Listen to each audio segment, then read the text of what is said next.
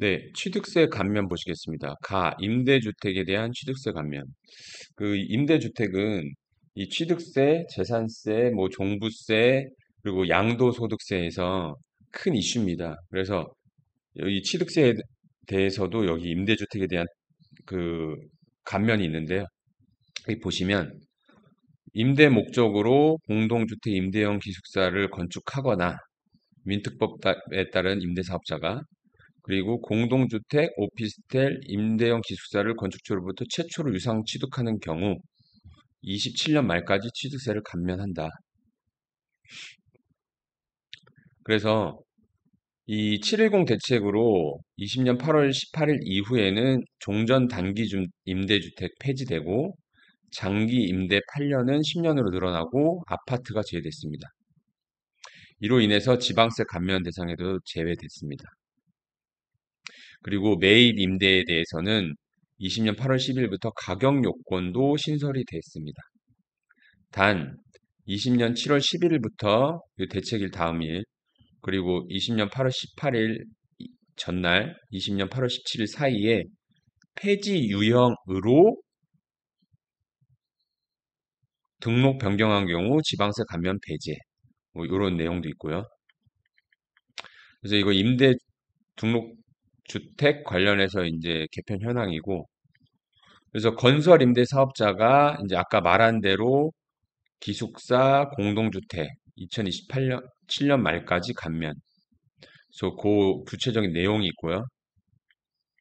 매입 임대 사업자 이제 구체적인 내용이 있습니다. 요거는 제가 그림으로 정리했습니다. 이렇게 보시면 장기 일반 공공지원 민간 임대주택 임대 사업자가 임대 목적으로 공동주택 임대형 기숙사를 건축하면은 취득세를 면제한다. 그래서 공동주택은 전용면적 60제곱미터 이하, 임대형 기숙사는 전용면적 40제곱미터 이하 등에 해당돼야 됩니다. 그래서 200만 원 초과 시에는 85% 감면 적용, 20호 이상 장기 임대 취득 시는 50% 경감. 그래서 이 200만 원 초과 시에 이 감면이 85%만 되는 거는 이 지특법 지방세 특례 제한법 177조 2 때문입니다. 그래서 이런 조항이 있기 때문에 요가 이렇게 해당되는 거고 그리고 이 공동주택 오피스텔 임대형 기숙사를 건축주로부터 최초로 유상 취득하는 경우에는 이렇게 건설 임대가 똑같이 취득세를 면제해 주는데 이 매입 임대는 가격 요건도 있습니다. 이 가격 수도권은 6억, 일반 3억. 그래서 초과할 때는 감면 배제하겠다.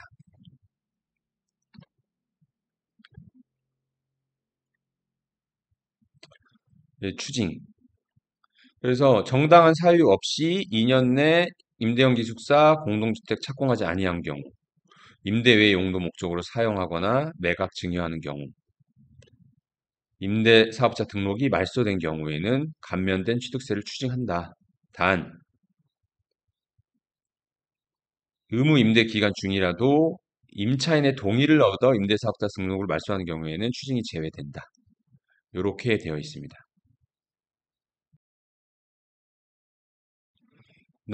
생애 최초 주택 구입에 대한 취득세 감면. 이거 역시 710 대책으로 생겨난 겁니다. 그래서 취득 당시 주택가액이 12억 이하인 주택에 대해서는 25년 말까지 최대 200만 원 한도로 취득세가 감면된다. 단 25년 이후 취득하는 소형주택에 대해서는 300만 원 한도. 임차인이 1년 이상 상시 거주한 소형주택을 24년 1월 1일부터 25년 말까지 취득하는 경우에는 주택을 소유한 사실이 없는 경우로 보게 된다. 소형 주택의 이제 범위에 대해서 나와 있는 거고요. 한편 세대 단위로는 다주택자에 해당하더라도 취득자 본인 및 배우자가 생애 최초로 구입하는 주택에 해당하는 경우에는 취득세 중과세율이 적용이 배제된다. 그래서 12억 이하 최대 200만 원, 300만 원 한도로 취득세 감면. 그래서 생애 최초 조건 구입 시 일반세율 적용을 과세한다. 그래서 이 말은 뭐냐면 그러니까 세대 단위로는 이 다주택자에 해당해도 취득자 본인이랑 생애 최초로 구입하는 배우자가 생애 최초로 구입하는 주택에 해당되면 이 세대 단위로 다주택자일지라도 취득세 중과세율 적용이 배제된다는 겁니다. 뭐 이런 사유가 있을 때는 취득세가 추징된다.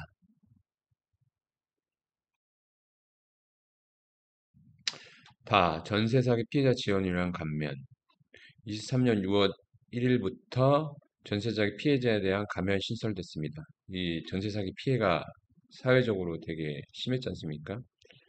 그래서 전세 사기 피해 주택을 취득하는 경우 26년 말까지 최대 200만 원 한도로 취득세 면제하고 임차권 등기 명령 집행 시에는 등록 면허세도 26년 말까지 면제한다. 그래서 이 요건이 갖추어야지만 인정이 되는데 그 요건이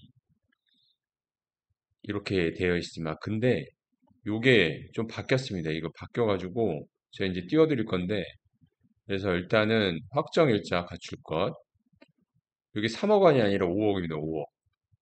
5억.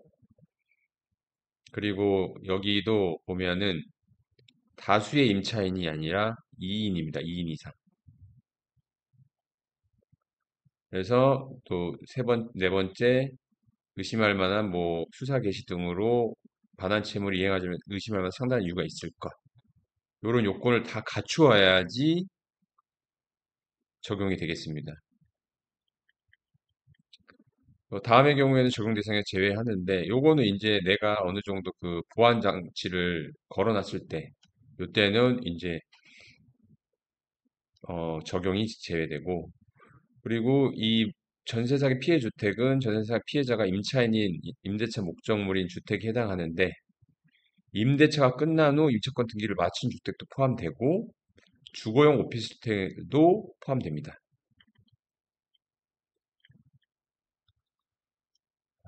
그리고 전세 사기 피해 주택 취득 이전에 다른 주택 소유하지 않았다면 이 생애 최초 주택 구입 요거 감면 적용이 계속 유지되어서 향후에 이거를 감면 받을 수 있습니다.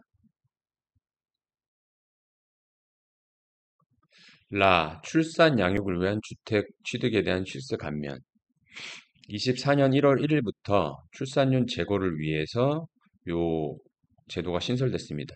그래서 취득 당시에 12억 이하인 주택에 대해서 최대 500만 원 한도로 취득세 감면된다. 인구 절벽에 따라서 이거 진짜 제일 많이 지금 해줍니다. 24년 1월 1일부터 25년 말까지 자녀를 출산한 부모가 해당 자녀와 상시 거주할 목적으로 출산일로부터 5년 이내 또는 출산일 전 1년 이내 단 24년 1월 1일 취득한 주택에 한한다. 그래서 취득세를 감면해준다. 이제 방금 얘기한 이제 내용에 대한 구체적인 내용이고요. 뭐 다음에 요건에 해당될 때는 취득세가 추징된다. 그래서 주택 취득일로부터 3개월 이내 해당 자녀와 상시 거주를 시작하지 아니하는 경우 해당 출생 자녀와 상시 거주한 기간이 3년 미만인 상태에서 해당 주택을 매각 증여하거나 다른 용도로 사용하는 경우에는 취득세가 추징됩니다.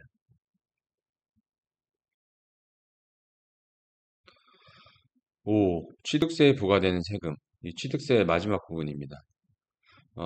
취득세에는 지방교육세랑 농특세도 추가로 부과됩니다. 그래서 국민주택은 농특세가 비과세되고, 이 지방교육세부터 보시면, 제가 이제 뒤에 표로 정리해서 보여드릴 건데, 그 주택유상거래 표준세율 같은 경우에는 0.1에서 0.3%, 다주택자 법인의 유상취득 중과세의 경우에는 0.4% 일괄 적용,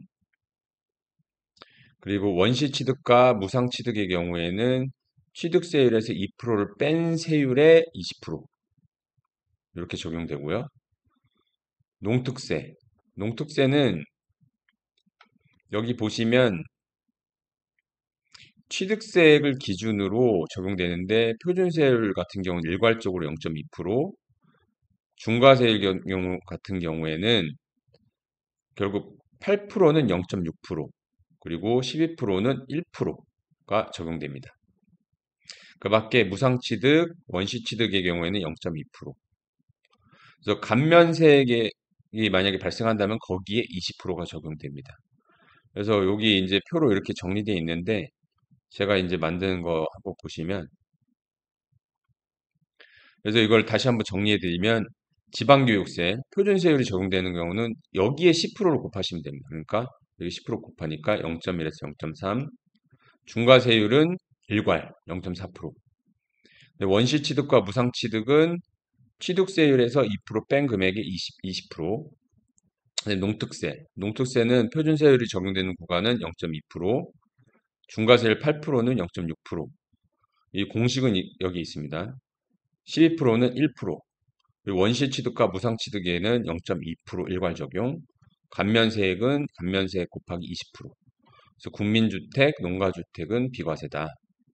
그래서 예를 한번 보시면 1주택 소유자가 조정지역 내 추가로 주택 취득하면은 중과세율 8% 적용되지 않습니까? 이때 어떻게 되느냐? 이 만약 5억짜리면 5억에 일단 취득세 8% 들어가고 4천만 원. 그다음에 지방교육세 5억에 0.4%. 여기 중과세 0.4% 일괄 적용이니까요. 그래서 200만 원. 그리고 농특세 5억에 중과세 8%니까 0.6%, 0.6%에서 300만 원. 그래서 총 납부할 세액 4,500만 원. 이렇게 산출이 됩니다.